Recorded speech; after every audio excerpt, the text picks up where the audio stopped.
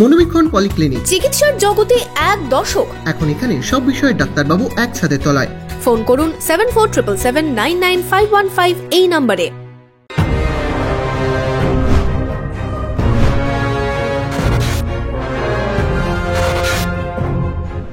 Laptop, desktop, CCTV, printer, AC, HP, Dell, Canon, CP plus, Hikvision ইত্যাদির authorized dealer টেলটা computer, Khagra, Baharampur. আমাদের HP showroom এখন রানীবাগানেও।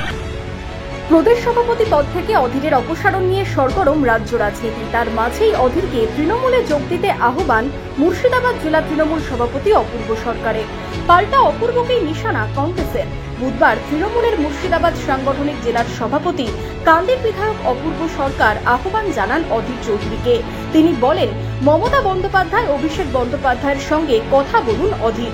সরাসরি তৃণমূলে যোগ দিতে আহ্বান অপূর্ব।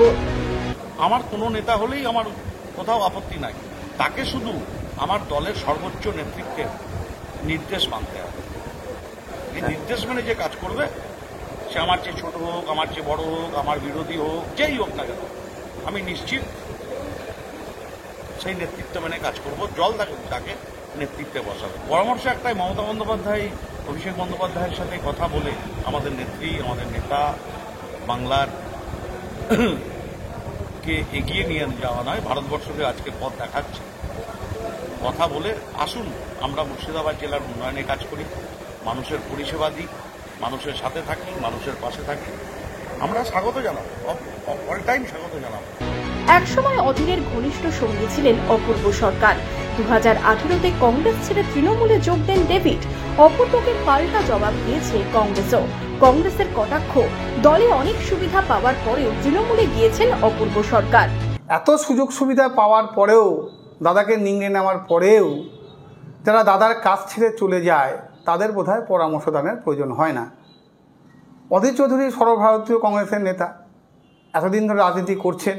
যারা তৃণমূলে গিয়ে কেউ এমপি হয়েছেন, কেউ বিধায়ক হয়েছেন, তারা ওই অধীর চৌধুরীর ছাপটা নিয়েই কিন্তু হয়েছেন।